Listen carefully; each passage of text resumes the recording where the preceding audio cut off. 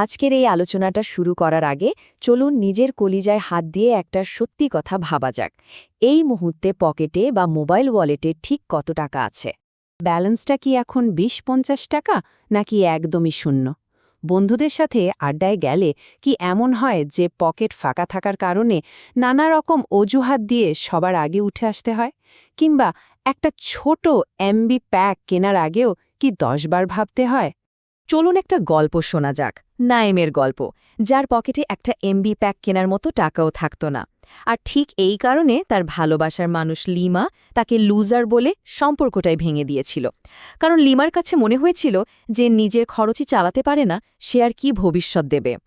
অনেকেরই মনে হতে পারে সমস্যাটা ভাগ্যের বা দারিদ্র্যের, কিন্তু আসল সত্যিটা হলো আমরা আমাদের জীবনের সবচেয়ে দামি সম্পদ মানে সময়, সেটাকেই নষ্ট করছি। হাতে যে স্মার্টফোনটা আছে আর যে ইন্টারনেট ব্যবহার করছি, সেটা শুধু বিনোদনের জন্য নয়, আয়েরও একটা বড় উৎস হতে পারে। তো আজ আমরা এই যাত্রায় একটা পরিষ্কার রোডম্যাপ ফলো করব। আমরা দেখব কিভাবে একদম শূন্য থেকে শুরু করে কিছু টাকা জমানো যায়, সেই টাকাকে কিভাবে একটা ভালো সম্পদে পরিণত করা যায়, আর সবশেষে কিভাবে একটা প্যাসিভ ইনকাম সিস্টেম বানানো যায় যা নিজে থেকেই আয় করতে থাকবে। চলুন তাহলে শুরু করা যাক। আচ্ছা, তাহলে চলুন এই প্রমাণিত সিস্টেমটার সাথে পরিচিত হওয়া যাক। এর নাম ওয়েলথ লুপ। এটা এমন একটা শক্তিশালী ৩ ধাপের প্রক্রিয়া যা যে কাউকে একদম জিরো থেকে বাস্তব সম্পদ তৈরির পথ দেখাতে পারে। এই ওয়েলথ লুপের কিন্তু ৩টা খুব সহজ ধাপ আছে। প্রথমত, ডিজিটাল হাসেল বা ছোট ছোট অনলাইন কাজ করে কিছু প্রাথমিক টাকা জমানো। দ্বিতীয়ত, সেই টাকা দিয়ে একটা বাস্তব ব্যবসায় বিনিয়োগ করা। আর তৃতীয়ত, সেই ব্যবসায় লাভ দিয়ে এমন সিস্টেম তৈরি করা যা আপনার হয়ে টাকা আয় করবে। চলুন তাহলে একদম প্রথম ধাপে যাওয়া যাক। আর এটাই কিন্তু সবচেয়ে কঠিন ধাপ, মানে কোনো টাকা ছাড়াই প্রথম টাকাটা কিভাবে আয় করা যায়। ব্যাপারটা একটু খেয়াল করুন। একই ইন্টারনেট, একই স্মার্টফোন, একদিকে ঘন্টার পর ঘন্টা রিলস দেখে সময় নষ্ট করা, যার ফলাফল শূন্য। আর অন্যদিকে ঠিক একই সময়টাকে কাজে লাগিয়ে ছোট ছোট অনলাইন কাজ বা মাইক্রো জব করে বাস্তব আয় করা যায়। পছন্দটা কিন্তু আমাদেরই। আবার নাইমের গল্পে ফেরা যাক। ওই যে অপমানিত হওয়ার পর সে কিন্তু বসে থাকেনি। গুগল করে onesteptask.com-এর মতো মাইক্রোজব সাইট খুঁজে বের করল। সেখানে ইউটিউব ভিডিও দেখা বা টেলিগ্রাম গ্রুপে যোগ দেওয়ার মতো একদম সাধারণ কাজ করে সে তার প্রথম কয়েক হাজার টাকা জমালো এবং সেই টাকা সরাসরি বিকাশ বা নগদে তুলেও নিল। আচ্ছা, হাতে যখন কিছু টাকা চলে এলো, তখনই আমরা আমাদের দ্বিতীয় ধাপে ঢুকব। এই সামান্য টাকাকে এবার একটা লাভজনক সম্পদে পরিণত করার পালা। চলুন দেখি কিভাবে এটা করা যায়। এই পর্যায়ে রোহেম মিয়ার গল্পটা কিন্তু দারুণ একটা উদাহরণ হতে পারে। তার ব্যবসাটা শুরু হয়েছিল মাত্র ১৫,০০০ টাকার একটা প্রাথমিক বিনিয়োগ দিয়ে। ভাবুন একবার, রহিম মিয়া মাত্র ১৫,০০০ টাকা দিয়ে ১৫টা দেশি মুরগি কিনেছিলেন। প্রথম দিকে ডিম বিক্রি করে মাসে আসত প্রায় ২,০০০ টাকা। কিন্তু তিনি লাভের টাকা খরচ করেননি। এখানেই ছিল আসল বুদ্ধির কাজ। তিনি ডিম ফুটিয়ে বাচ্চা তৈরি করে খামার বড় করতে থাকেন। কয়েক মাসেই তার খামারে মুরগির সংখ্যা ৮০ ছাড়িয়ে যায়, আর আয় বেড়ে দাঁড়ায় মাসে ২০ থেকে ৩০,০০০ টাকায়। শুধু মুরগিই নয়, আরও অনেক অপশন আছে। যেমন নাইমের মতো কোয়েল পাখি পালন করা যায়, উন্নত জাতের ঘাস চাষ করা যায়, বা গ্রামের কোনো অব্যবহৃত পুকুরে হাঁস পালনও শুরু করা যায়।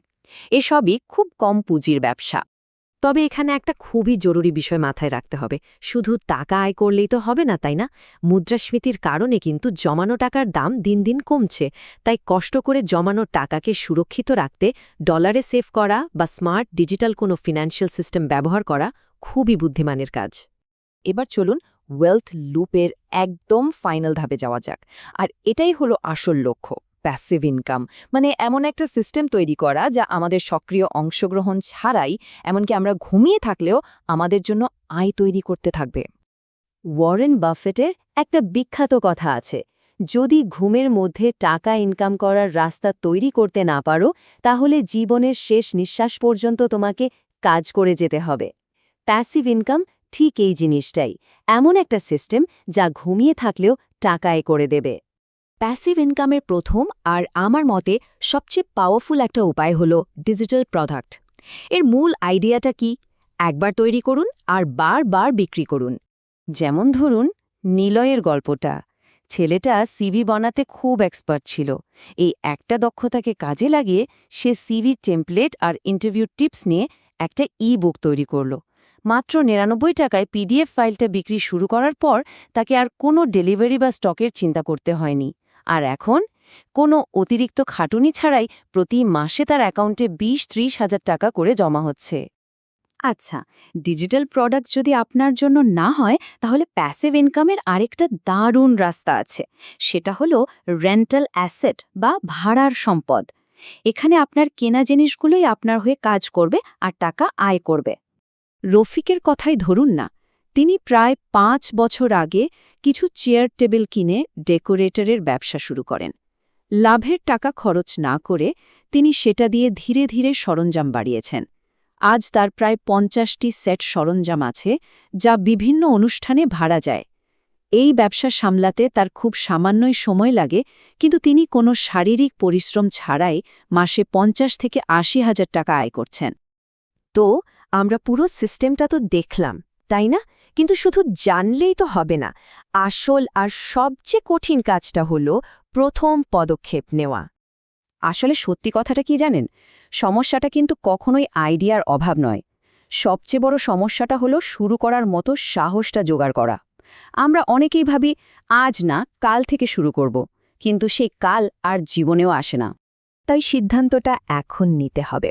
হয় আগের মতোই অন্যের সাফল্য দেখে স্ক্রল করে সময় নষ্ট করা, যার ফাইনাল রেজাল্ট একটা বড় শূন্য, অথবা আজই এই মুহূর্ত থেকে ছোট কোনো একটা কাজ দিয়ে নিজের আর্থিক স্বাধীনতার যাত্রাটা শুরু করা।